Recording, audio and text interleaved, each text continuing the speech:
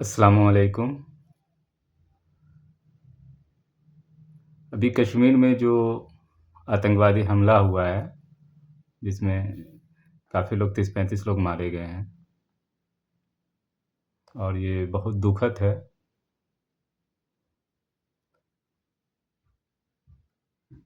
ऐसा नहीं होना चाहिए।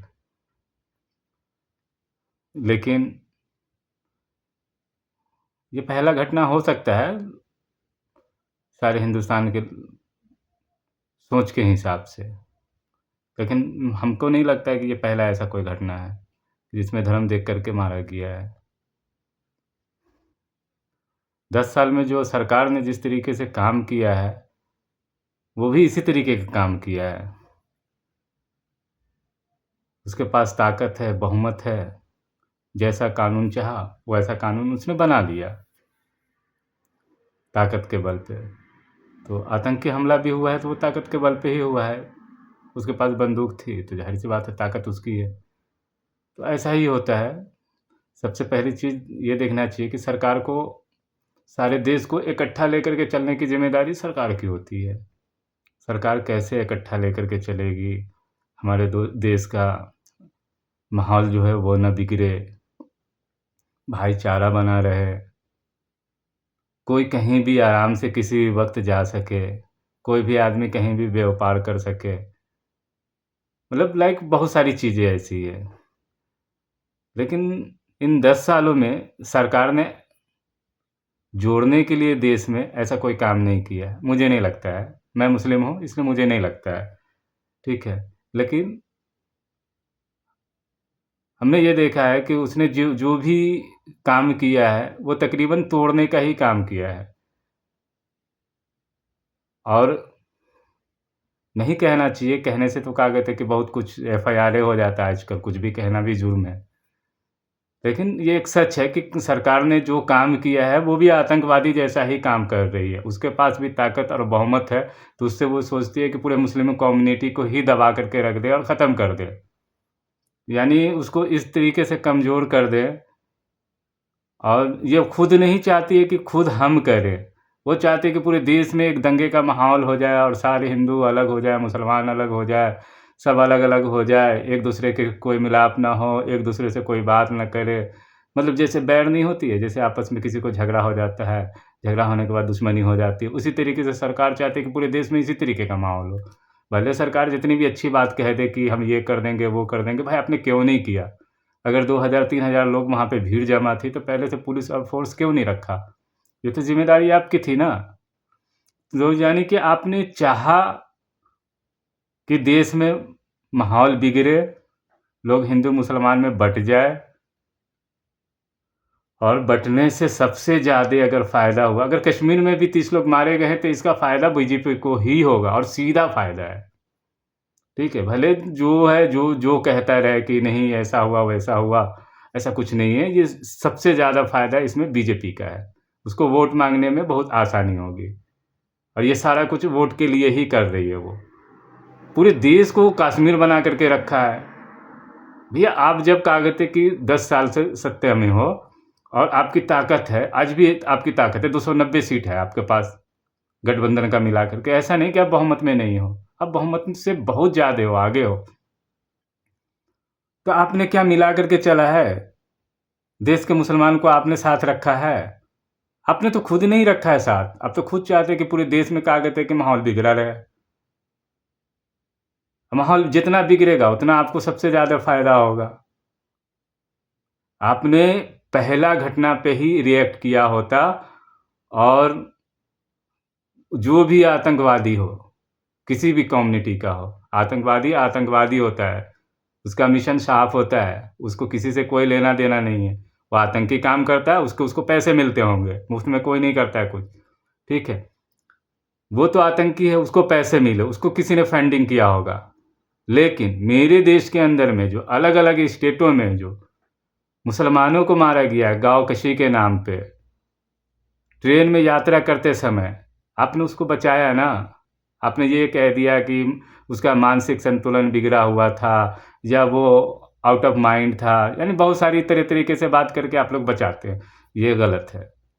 आतंकी आतंकी होता है, चाहे वो किसी भी कम्युनिटी का हो, कोई भी धर्म का हो। सपोर्ट बिल्कुल नहीं करना चाहिए, ठीक है, लेकिन आपने सपोर्ट किया है, हमारी सरकार ने सपोर्ट किया है आतंकी का, ठीक है, तो उसी का नतीजा ये सब है। आप चाहते थे कि देश में बंटवारा हो, अब बंटवारा शुरू हो गया। अब धर्म के नाम पे क्या कहते लड़ाना चाहते थे, धर्म के नाम पे उसने गोली मार दी। अब यही तो चाहते थे।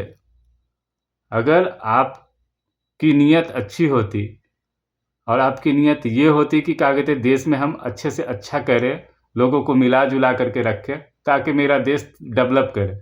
आप कहते हैं कि इकोनॉमी बढ़ जाएगी, ऐसे कैसे इकोनॉमी बढ़ जाएगी? आपके देश का माहौल अच्छा होगा तो इकोनॉमी बढ़ेगी ना। इकोनॉमी किसी एक आदमी से नहीं बढ़ती है, इकोनॉमी पूरे देश की कमाई से बढ़ती है। जब देश का हर नागरिक खुशहाल होगा, हर नागरिक के पास काम होगा, जब हर नागरिक पैसे कमाएगा तो देश खुशहाल होएगा। आपने जॉब नहीं दिया, लोगों को जॉबलेस कर दिया। जब असमानताएं बढ़ती है, लोगों के पास जब जॉब नहीं होगा, ये मेरी सोच है कि जब लोगों के पास जॉब नहीं होगी, काम नहीं होगा, बेरोजगार होगा, वो इसी तरीके के आतंकी हमला, ये वो चोरी चमारी छीना छोरी, ये सब में कौन आदमी आता है? बेरोजगार। तो सबसे बड़ी समस्या हमारे देश के लिए है बेरोजगारी। सरकार को बेरोजगारी को ख़त्म करनी चाहिए। रिलीजन, कास्ट, बेस, जाति ना देखे, और सरकार खुद करती है हिंदू मुसलमान। सरकार चाहती थी कि हिंदू मुसलमान हो पूरे देश में और उसके नाम पे हमको वोट मिले, और हिंदू मुसलमान के नाम पे ही वहाँ गोली मारी गई है। ये फेलियर सरकार की है, इसकी जिम्मेदारी सरकार को खुद लेनी चाहिए। उसने गलती की है, सरकार ने गलती की है। 4-5 कानून बनाए, वो देश के लोगों के सुरक्षा के लिए बनाया, किसी के फायदे के लिए बनाया है। जो भी कानून बनाया वो सिर्फ देश को तोड़ने के लिए।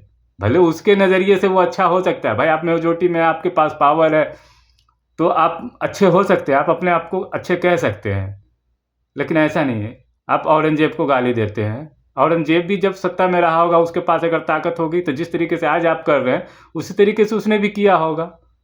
तो उसमें और आप में क्या फ़र्क है? अगर उसने गलती की थी तो आप कौन सा ठीक कर रहे हैं? आप भी तो उसी के नक्शे कदम पे चल रहे हैं। आपको भी तो चाहिए कि पूरे देश को साथ में लेकर के चलें। देश का हर आदमी मजबूत होगा, हर आदमी कामयाब होगा, फिर देश तरक्की करेगा। किसी एक आदमी के कामयाबी से पूरा गांव तरक्की नहीं करता है। गांव के तरक्की के लिए हर आदमी को तरक्की करनी पड़ती है। उसी तरीके से देश है। देश में कोई 100 आदमी का आगे थे कि किसी मोहल्ले का कामयाब रहेगा और उसके साथ में 20,000 आदमी गरीब रहेगा तो वो कामयाब नहीं कहलाएगा। पूरी आबादी को काम मिलनी चाहिए, अब पूरी आबादी के पास जॉब होनी चाहिए, रोजगार का अवसर होनी चाहिए। आपने ये सब चीज़ तो ख़त्म कर दिया। सवाल ही कौन पूछता है आपसे? अब किसकी हिम्मत है पूछने की? कोई सवाल पूछता उठा करके जेल में डाल देते हैं।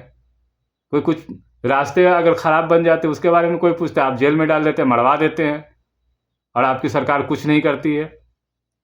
एक हमला हो वो भी गलत है, एक आदमी कहीं मारा जाता है वो भी गलत है। आतंकवादी अगर किसी एक को मारता है, चाहे वो किसी कम्युनिटी का हो, ध्यान रखिए, कम्युनिटी देख करके सरकार को काम नहीं करनी चाहिए। सरकार कोई एक आदमी है, एक जाति का एक ही आदमी अगर एक गांव में, तो उसकी भी उतनी ही रेपुटेशन और उतनी ही सुरक्षा होनी चाहिए जितना वो 100 की होगी। लेकिन सरकार ऐसा नहीं कर पा रही है। आए दिन देश के अंदर में मारा जा रहा है मुसलमान, और आप ये चाहते थे कि हिंदू मुस्लिम में बढ़ जाए देश। उसका परिणाम आप देखिए, हिंदू मुस्लिम करके आतंकवादी ने गोली मारा है। आप लड़ते रहिए आपस में, तो लड़ाना बंद कीजिए, सुरक्षा व्यवस्था पे काम कीजिए। लोगों को रोजगार कैसे मिले, सरकार को ये चाहिए कि लोगों को रोजगार कैसे मिले।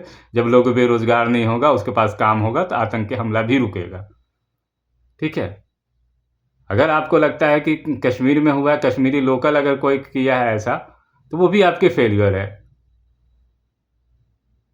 जो भी इंसान पैदा हुआ है, भाई फिर से मैं बोल रहा हूँ, जो भी इंसान या जानवर जो भी पैदा हुआ है उसको खाना चाहिए। ठीक है, हर हाल में खाना चाहिए, और खाने के लिए उसको जो समझ में आएगा वो करेगा। ये जिम्मेदारी सरकार की है, उसको जॉब दिलाने की। सरकार कोई इंडस्ट्रीज नहीं लगा रही है, सरकार की जितनी सरकारी कंपनी थी सारी को बंद कर दिया। भाई जॉब आप क्रिएट करे, जॉब क्रिएट करे, लोगों को सहूलत दे, समझे, एक्सपोर्ट ड्यूटी ख़त्म करें, ये सारी चीज़ें ख़त्म होएगी फिर जा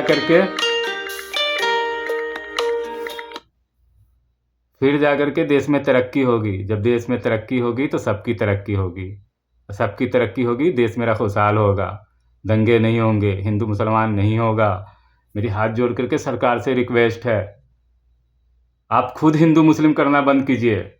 सबसे ज़्यादा तो आप हिंदू मुस्लिम करते हैं, आपके नेता हिंदू मुस्लिम करते हैं। आपने जो भी कानून गलत बनाया मुसलमानों के खिलाफ, वो सारे को आप खुद अपने सच्चे मन से दिल पे हाथ रख करके सोचिए कि ये जो बनाया है कानून, ये क्या सही है।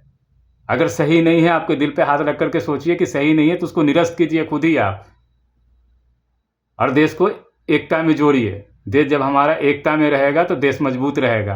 आप टुकड़े टुकड़े में तो खुद बांट रहे हैं देश को, टुकड़े में बांटना बंद कीजिए मोदी जी, और देश को सुरक्षित रखिए। सुरक्षित तब होगा कि जब लोगों के पास जॉब होगी, लोगों को आप साथ लेकर के चलना चाहेंगे। आप लोगों को साथ लेकर के नहीं चल रहे हैं, आप बांट करके चल रहे हैं, और वही देश का ये हालात होते जा रहा है। हर जगह बट गया लोग। हम मोदी जी से रिक्वेस्ट करते हैं कि देश को संभालिए। आप बहुमत में है ना, आप संभालेंगे ना, विपक्ष नहीं संभालेगा। सरकार में आप हैं, आप संभालिए इसको, और खुद हिंदू मुस्लिम मान करना बंद कीजिए, ठीक है। जातियों में, विभिन्न जातियों में आप बांट रहे हैं, इन चीज़ों को ख़त्म कीजिए। लोगों के पास जॉब होगा, अच्छी शिक्षा होगी, शिक्षा भी दीजिए। सब चीज़ को तो आप बंद करते जा रहे हैं। जब आप सब चीज़ को ख़त्म ही कर देंगे तो फिर बचेगा क्या? लोगों के पास नौकरी नहीं होगी, जॉब नहीं होगा, तो कैसा रास्ता चुनेगा? ऐसा ही रास्ता चुनेगा।